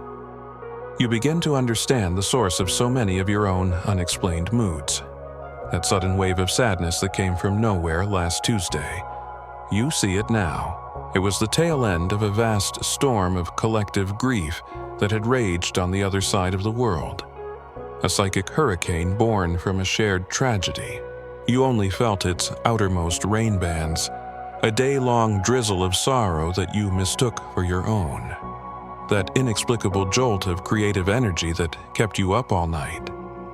You see a bright, crackling jet stream of inspiration, a high-altitude river of pure ideas that happened to dip low over your region, and you flew through it in your sleep. Remember the factory of your mind. It doesn't just use your own archived materials. It has windows open to this sky. It draws in this collective weather, using the emotional moisture and conceptual barometric pressure of the outside world as raw material for your own unique thoughts. You see how a large-scale, long-term drought of hope in one culture can make the psychic ground dry and cracked, making it harder for new, green, optimistic thoughts to grow. You see how a sudden downpour of shared laughter from a viral video or a global sporting event can replenish the reservoirs of joy for millions, making the whole world feel, for a moment, green and fresh and new. It's a breathtakingly complex ecosystem, a planetary dance of emotion and idea, and you are a part of it, whether you know it or not. This brings a soft, deep philosophical question to the forefront of your awareness, a question that hangs in this shared air like a still, full moon. If our foundational moods are so profoundly influenced by this collective weather, how much of our emotional state is truly our own? Are our feelings personal possessions, or are we more like regional climates, expressions of a larger global pattern? How much of yourself is you, and how much is the weather? The question doesn't demand an answer. It just expands your sense of connection, your feeling of being interwoven with a fabric far larger than your own small life. You turn your attention to the smaller phenomena, the local weather of this place. You see a tiny, perfect whirlwind of confusion spinning over a household where a family is trying to assemble a piece of furniture with poorly translated instructions. It's a comical little dust devil of frustration. You see a thick, heavy fog of suspense hanging over a city where everyone is waiting for the verdict of a major trial. The fog is so dense you can barely see through it, and it muffles all other psychic sounds. You even see, to your delight, a little cluster of floating teacups bobbing along on a gentle thermal of whimsy. You realize now that that thought was never just yours. You were just the person who happened to be looking out the window when that particular strange little cloud floated by. Then you see a truly strange and beautiful sight. A long, shimmering thread of light, thin as a spider's silk but miles long, connects 2 points of light that you intuitively understand are 2 individual minds. It is a thread of deep, unspoken affection between 2 people who are far apart. The thread hums with a gentle, golden light. a stable, beautiful feature in the chaotic weather. You see millions of these threads, crisscrossing the globe, creating a vast, luminous web of love and connection. There are thicker, brighter cables between family members, shimmering, delicate filaments between friends, and even faint, tentative threads between a person and a beloved pet. This web is a kind of anchor, a stabilizing grid that holds the whole chaotic atmosphere together, preventing the psychic storms from tearing the world completely apart. It is the deep, quiet structure underlying the frantic weather. You drift on, your sense of self now feeling both smaller and infinitely larger. Smaller because your own dramas and moods seem like tiny eddies in this vast ocean. Larger because you feel your own consciousness extending, connecting, participating in this global dance. You are not an island. You are a coastline, constantly being reshaped by the sea. You start to notice the storms. These are not just mood fronts, they are idea storms. A powerful new political idea is not just an essay. It's a terrifying and thrilling electrical storm that flashes across a continent. It's lightning bolts of rhetoric causing psychic fires. It's thunderclaps of debate echoing for years. A major scientific discovery is like a solar flare, a burst of pure, white, intellectual light that alters the very composition of the atmosphere, making new kinds of thought possible. You see the faint, lingering radiation from old storms, the fallout from wars and revolutions, a persistent, staticky haze that will take centuries to dissipate. And in the midst of this, another whimsical, slightly unnerving image. You see what look like enormous, slow-moving blimps drifting through the highest altitudes of this psychic sky. They are pale, gray, and completely silent. They are the great, shared anxieties of an era. The fear of economic collapse, the dread of climate change, the unease about artificial intelligence. They float above everything, vast and ominous, casting long, cool shadows on the world below. They don't storm or rage, they just drift, their sheer mass altering the weather patterns around them, creating persistent zones of high pressure and low-grade worry. They are the zeppelins of our collective dread. You wonder about the mechanics of it all. How does the color of one person's pre-thought bleed into another's? You drift closer to the boundary between two distinct weather zones. A cool, damp area of melancholy bordering a dry, crackling region of frantic activity. At the border, you see it happening. It's not a violent clash, it's a slow, gentle diffusion. The mist of melancholy sends out damp, gray tendrils into the frantic air. The frantic energy sends crackling sparks of static into the mist. They don't cancel each other out.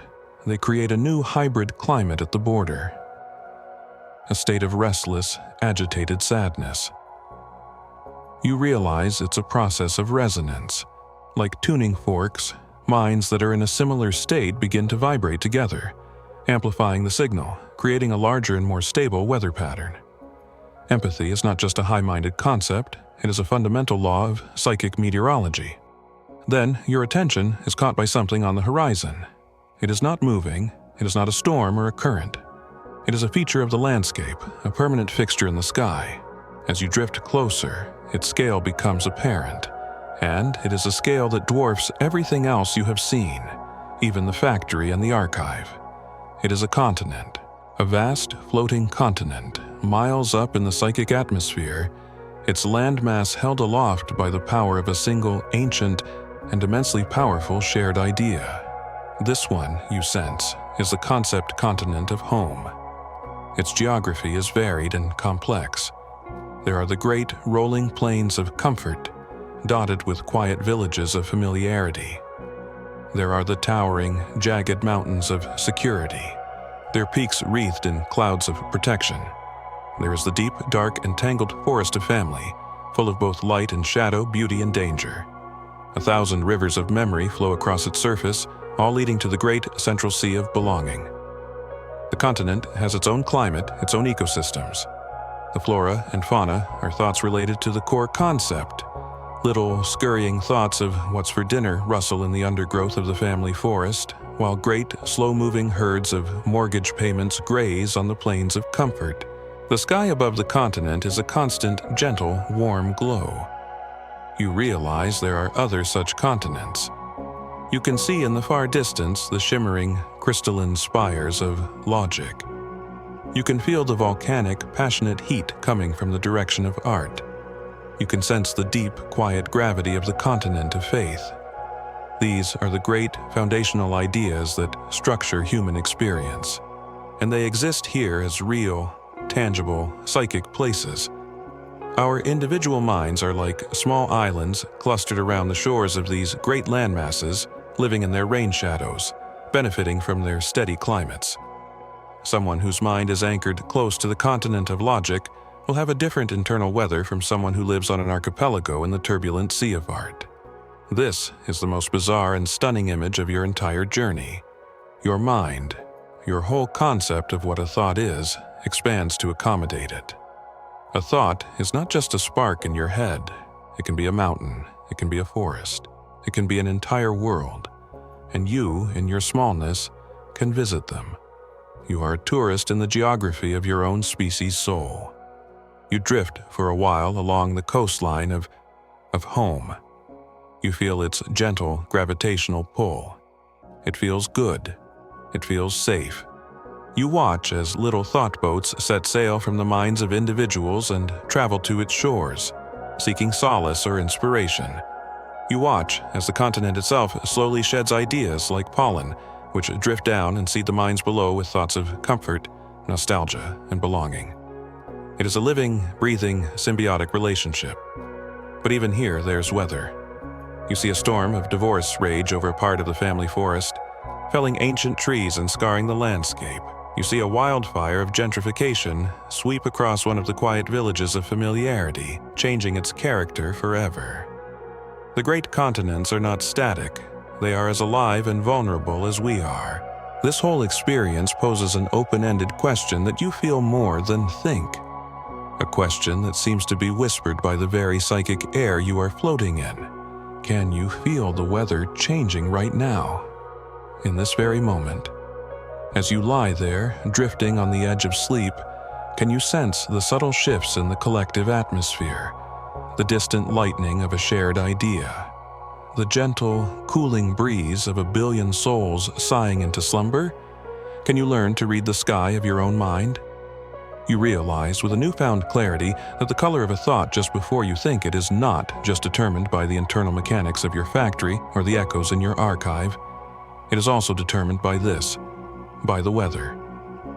If you are about to have a sad thought, perhaps it is because you are in the path of a front of collective melancholy. The color of that pre-thought is not just your own personal gray.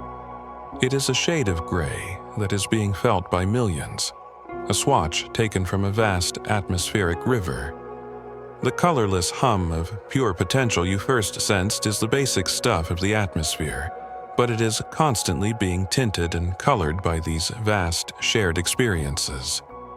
You begin to drift away from the great continents, back out into the open ocean of the sky. The sheer complexity is overwhelming, but it is not chaotic. It is a system, a vast, self-regulating, living system. You feel a strange sense of peace in this realization. The burden of your own consciousness is lightened. You are not solely responsible for the weather inside your head. You are a participant in a climate, and your role is not to control the storms, but perhaps just to learn how to build a shelter, how to read the clouds, how to dance in the rain. You look down from this impossible height and you see the world, not as a globe of land and water, but as a sphere of twinkling lights. Each light is a mind, and you see the weather patterns swirling between them, the great slow rivers of feeling, the bright flashes of ideas. You see the web of connection, the stabilizing grid of love. You see the shadow of the great continents, the lingering radiation of old storms. You are looking at the Earth's aura, the planet's soul, and it is wild, and it is beautiful, and it is terrifying, and it is you, it is us. A final, soft, whimsical image comes to you as you float in the interplanetary calm. You imagine that every night, when we sleep, we release a single, colored, luminous spore of our day's most dominant feeling. A little red spore of anger, a deep blue spore of sadness, a bright yellow spore of joy. These spores drift up and join the collective atmosphere, becoming the pigments that paint the next day's weather. We are all, in our sleep, unconsciously painting the sky for each other. The thought makes you want to be more careful with your colors. The sheer scale of it all begins to make you feel light, untethered. You have journeyed from the microscopic hum behind your own eyes to the galactic swirl of the collective consciousness. You have seen your mind as a factory, an archive, and now as a tiny, sensitive weather station. The question of the color has led you on an odyssey through the very nature of what it means to be a thinking, feeling being. And now, floating here, in the vast, silent, star-dusted space between the great continents and the individual minds, you feel a new question begin to form. It is the final question. You have seen the painting. You have seen the weather. But what about the sky itself? What about the canvas? What is the nature of the space in which all of this happens? You turn your attention away from the storms and the clouds and the colors, and you begin to look at the space between them. The deep, dark, silent, and seemingly empty space. And you feel yourself drifting toward it, toward the final leg of your journey, toward the color of nothingness itself. You drift away from the coastlines of the great shared continents of thought. The hum of the collective unconscious, that chord of a billion dreaming minds, begins to soften, to recede. The vibrant, swirling colors of the psychic weather, the gray fronts of melancholy, the golden storms of joy, fade into the distance behind you. You are moving away from the weather, beyond the atmosphere, into the deep space of the mind. The threads of connection, the shimmering web of love and affection, grow thin and faint, like distant galaxies seen through a telescope. You are journeying back, inward, but to a place deeper and more fundamental than the factory or the archive. You are seeking the origin point, the canvas upon which all these other realities are painted. The journey is a process of unbecoming. The sense of yourself as a participant in a global weather system dissolves. The memory of yourself as a curator of a vast internal archive fades. The image of your mind as a busy, diligent factory recedes. Even the simple feeling of being a single observer in a dark room is left behind. All the metaphors, all the stories you have gathered on this long night's journey are shed like old skins. You're becoming smaller, more concentrated, a single point of pure, unadorned awareness, floating in an immensity that is both within you and all around you. You arrive. And the arrival is not an event, but a cessation, a stop. You are floating in a perfect, absolute, and profound void.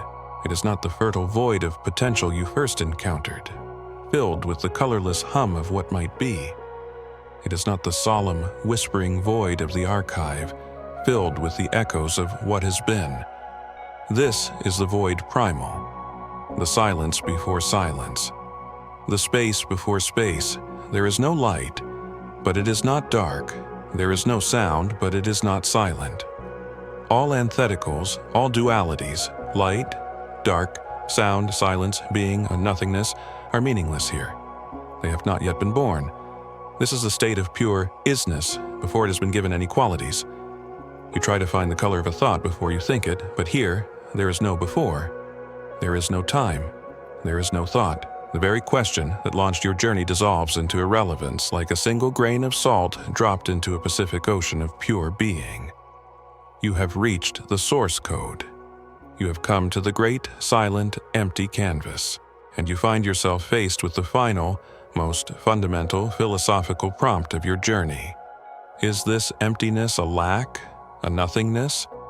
Or is it a presence, a fullness of potential so complete that it appears as empty? Is the blank page an absence of words, or is it the presence of every word that could possibly be written, held in perfect, silent equilibrium? You float in this state for what feels like an eternity and a single second. And in this stillness, you finally begin to perceive it, not with your eyes, not with your senses, but with the core of your being. You perceive the color of this nothingness, and it is not black or white or clear. It is a color that has no name and no analog in the physical world. It is the color of acceptance. It is a deep, warm, velvety, and utterly peaceful hue that communicates a single, profound message. It is okay. It is the color of the universe giving you permission to simply be. It is the color of the unconditional love that the canvas has for the paint. It doesn't care if the painting is a masterpiece or a mess. It just loves holding the color. This is that love. This is the foundational color of existence itself. And in this space of pure, loving acceptance, you find peace. Not the peace of a quiet forest or a sleeping house, but a peace that is absolute, unshakable, and eternal. The frantic need for answers, for definitions, for colors and labels, it all just melts away. The question about the pre-thought color was never about finding an answer. It was a homing beacon. It was a cleverly disguised breadcrumb trail left by your own deepest self, designed to lead you back here, to this place of perfect, silent, unconditional presence. The journey was the point. The seeking was the finding. You understand now with a clarity that transcends thought that every single experience you have, every thought from the factory, every echo from the archive, every gust of wind from the collective weather is a brushstroke on this canvas. The canvas is never harmed by the paint. It is never diminished by a dark color or improved by a bright one. It remains, forever, this perfect, accepting, loving space. Your true nature is not the painting of your personality, your history, your moods, which is constantly changing. Your true nature is the canvas, this indestructible, ever-present, silent field of pure awareness. A final, impossible, and deeply comforting image blossoms in the void. You see a hand, a vast, gentle, cosmic hand made of the same starlight as the whale you saw so long ago. The hand is cupped, and in its palm, it holds a single tiny fragile seed. The seed is dark, dormant, and unassuming. The hand is infinitely patient. It is not waiting for the seed to sprout. It is not expecting anything from it. It is simply holding it, providing it a safe, warm, and loving space in which to be exactly what it is, a seed. You understand, with a sudden, heart-shattering wave of emotion, that you are the seed. And this vast, loving void, this canvas, this universe, is the hand that is holding you. It is holding you, and all your potential, and all your history, and all your flaws, with infinite, unconditional tenderness. There is nothing to do. There is nothing to prove. There is only to be held. You feel a gentle shift. The journey is ending. You are being drawn back, up from the depths of this absolute peace towards the surface of the waking world. But you are not the same traveler who began this journey. You are bringing a piece of the canvas with you. You are bringing the memory of this color, the color of acceptance, back into the world of light and shadow. You ascend through the layers once more, but now they look different, viewed through the lens of this newfound peace. You pass the level of the collective weather, and you are no longer afraid of its storms. You see them as just colors, just paint splashing onto the great canvas. You can appreciate their beauty, their power, their terror, without being consumed by them.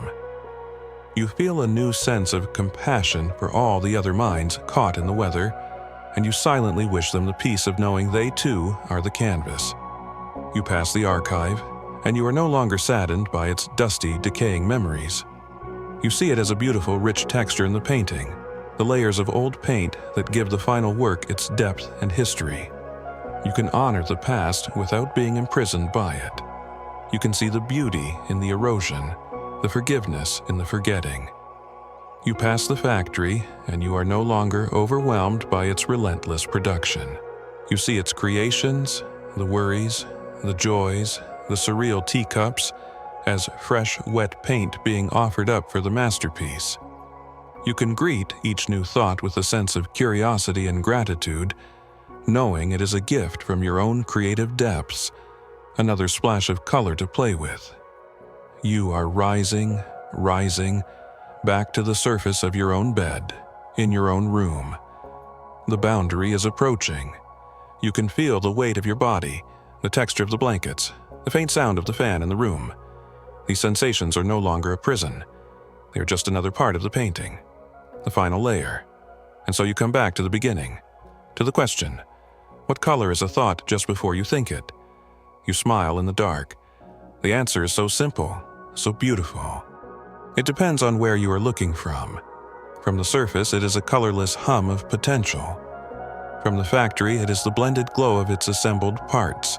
From the archive, it is the faint, echoing whisper of its own future past. From the sky of the collective, it is the color of the psychic weather. But from here, from the deepest place, from the heart of the canvas itself, a thought before you think it has no color at all.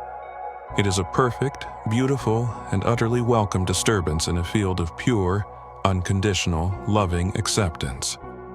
It is a brushstroke, and you are the canvas, ready and waiting and happy to receive it. All of it. The whole beautiful, messy, terrifying, glorious painting.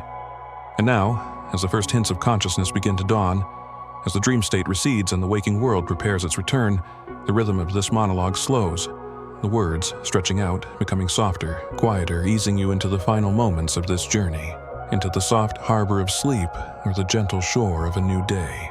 The vast cosmic machinery of your mind's inner worlds begins to power down for the night, the great factory's crystal gears slowing to a stop, the archive's whispers fading into a profound and settled quiet, the global weather systems of the collective mind receding to a distant, gentle murmur on a far horizon. The hand that was holding you, the great, starry, cosmic hand, gently, so gently, places you down into the soft, warm earth of your own body, into the comfort of your own bed. The memory of the journey will fade.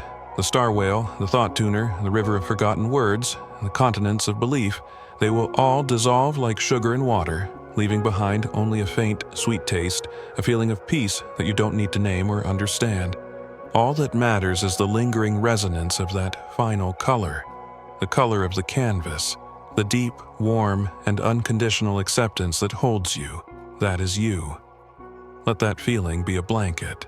Let it be the gentle weight that keeps you anchored in stillness. Let it be the silence in which you can finally, truly, and deeply rest. The great painting of your life will be there when you wake. There will be new colors to add, new storms to watch, new memories to store. But for now, the canvas is quiet. The studio is still, and there is only this breath. In and out, this deep, profound, and simple peace,